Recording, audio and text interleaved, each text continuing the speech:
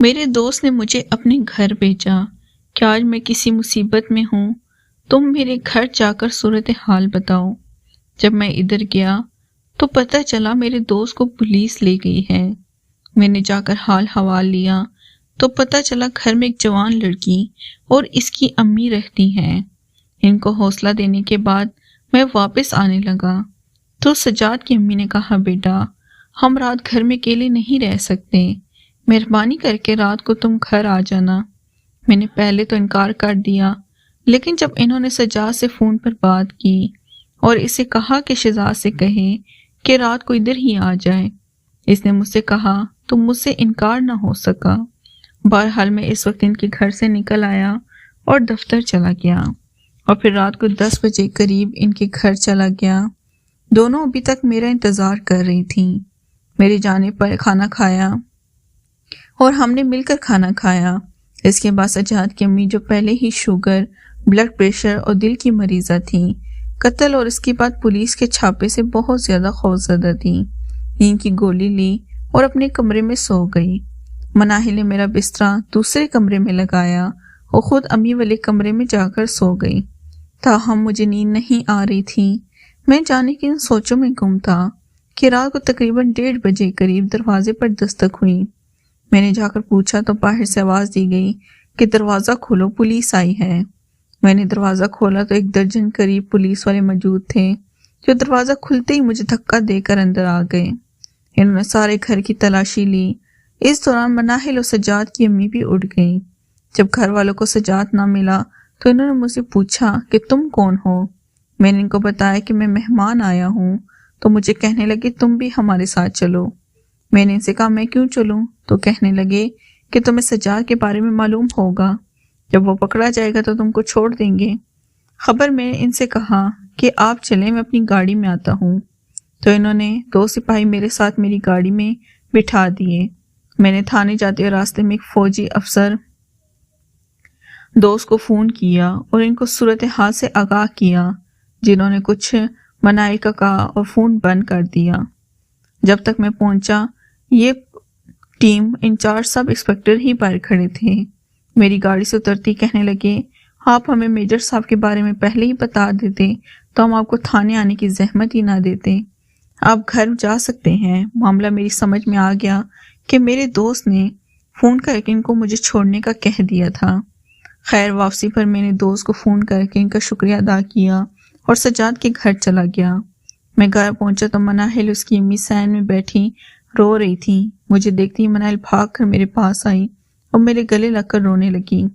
آج پہلی بار مجھے احساس ہوا کہ مناہل جوان ہو چکی ہے۔ میرے ذہن میں کئی خیالات آئے، تاہم میں نے ان خیالات کو جھٹک کر اس کو علیحدہ کیا اور کہا کہ اب کچھ نہیں ہوگا، تم لوگ سو جاؤ۔ وہ دونوں اپنے کمرے اور دوسرے کمرے میں چلا گیا۔ خیر یہ رات میں نے جا کر گزاری اور صبح ناشتہ کر کے دفتر چلا گیا اور شام کو اپنے گھر جا کر کپڑے چینج کر کے ٹی وی دیکھنے بیٹھ گیا۔ میرے ذہن میں تھا کہ مجھے صرف 1 دن کے لیے سجاد کے گھر جانا تھا، سو میں چلا گیا۔ اب میں اپنے گھر میں ہی رہوں گا۔ تھوڑی دیر بعد مناہل کا فون آ گیا، بھائی جان آپ ابھی تک آئے نہیں؟ میں نے حیرانگی سے پوچھا کہ مجھے آج بھی آنا ہے؟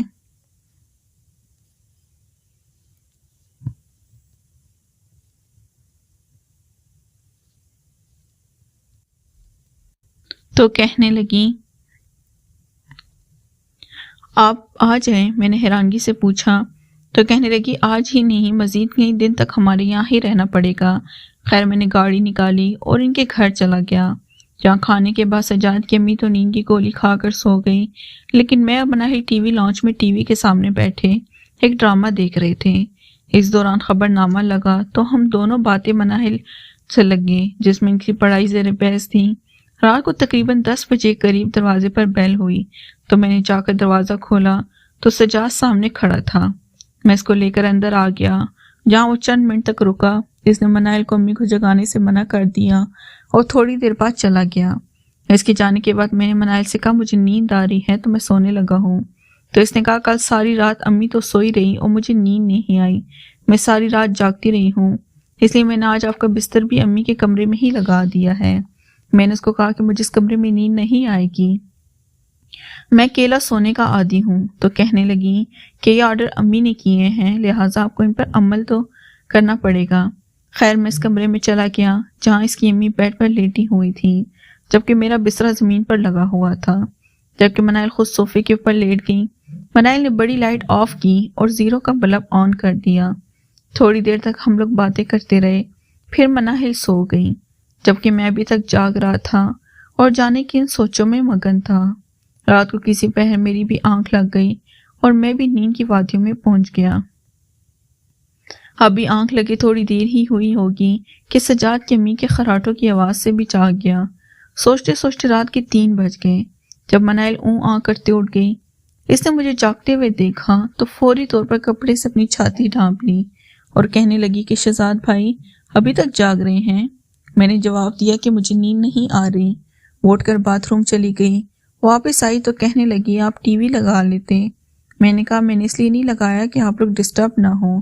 تو کہنے لگی نہیں، آپ ٹی وی لانچ میں جا کر ٹی وی لگا لیں، چاہے تو کوئی فلم لگا لیں۔ میں نے پھر انکار کیا، مگر اب کہنے لگی چلے میں آپ کو ٹی وی لگا دیتی ہوں۔ میں بھی اس کے پیچھے ٹی وی لانچ میں چلا گیا، جہاں اس نے ٹی وی لگا کر ریموٹ میرے ہاتھ میں پکڑا دیا اور کہنے لگی کہ جو بھی چینل دیکھنا ہے لگا لیں۔ میں نے ریموٹ پکڑ لیا اور اس سے کہا کہ ایک گلاس پانی لانے لگی تو ایک دم میرے ذہن میں خیال آیا۔ میں نے اپنے ہاتھ کی ہتھیلی دیکھنا شروع کر دی۔ وہ پانی لے کر آئی تو مجھے دیکھ کر کہنے لگی کیا دیکھ رہے ہیں؟ میں نے کہا دیکھ رہا ہوں کہ قسمت میں کیا لکھا ہے۔ یہ سن کر مجھ سے پوچھنے لگی کہ کیا آپ ہاتھ دیکھ لیتے ہیں؟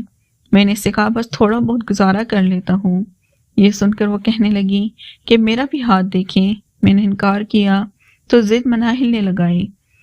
آخر تنگ آ کر میں نے اس سے کہا کہ لاؤ میں دیکھتا ہوں، لیکن مجھے اس بارے میں زیادہ علم نہیں ہے۔ تو فوری طور پر میرے پاس صوفے پر آ کر بیٹھ گئی۔ اس نے اپنا ہاتھ میرے آگے کر دیا۔ میں نے اس کا ہاتھ اس انداز سے پکڑا کہ وہ تھوڑا شرما سا گئی۔ میں کچھ دیر اس کا ہاتھ دیکھتا رہا مگر بولا کچھ نہیں، اور پھر اس کا ہاتھ چھوڑ دیا تو مجھ سے پوچھنے لگی کہ میری قسمت کیا کہتی ہے۔ پھر میں خاموش رہا تو اس نے پھر سوال کر ڈالا۔ میں نے اس سے کہا کہ مجھے تمہارے ہاتھ یہ سمجھ نہیں آئی۔ تو کہنے لگی آپ جان بوجھ کر نہیں بتا رہے، پلیز بتائیں نا۔ میں نے پھر ٹالا مگر وہ پھر ضد منائل کرنے لگی۔ میں نے کہا جو مجھے سمجھ آئی وہ میں تم سے نہیں کہہ سکتا۔ تو کہنے لگی کیوں نہیں کہہ سکتے؟ میں نے کہا کہ بات ہی کچھ ایسی ہے۔ تو کہنے لگی آپ کہہ دیں۔ میں نے اس سے کہا کہ وہ کسی لڑکے کو پسند کرتی ہے۔ یہ سن کر وہ خاموش ہو گئی۔ میں نے پھر سے اپنا سوال دہرایا تو اس نے ہاں میں سر ہلا دیا۔ میں نے اس سے کہا کہ کھیل کتنی دیر سے چل رہا ہے اور کیسے شروع ہوا؟ تو جھجک گئی۔ میں نے اس سے کہا یہ بات راز ہی رہے گی، تم بتاؤ۔ تو کہنے لگی رانگ نمبر پہ ایک لڑکے سے بات شروع ہوئی تھی، اب تک ٹیلی فون پر ہی بات چیت ہوتی ہے۔ میں نے اس کو کہا کہ اس لڑکے کو چھوڑ دو، تمہارے لیے یہی بہتر ہے۔ تو کہنے لگی کیوں؟ تو میں نے کہا کہ یہ میں نہیں جانتا مگر تمہارے لیے یہی بہتر ہے۔ تو مزید کہنے لگی میرے ہاتھوں کی لکیریں اور کیا کہتی ہیں۔ اگر آپ کو یہ ویڈیو اچھی لگے تو پلیز چینل کو لازمی سبسکرائب کریں۔ شکریہ۔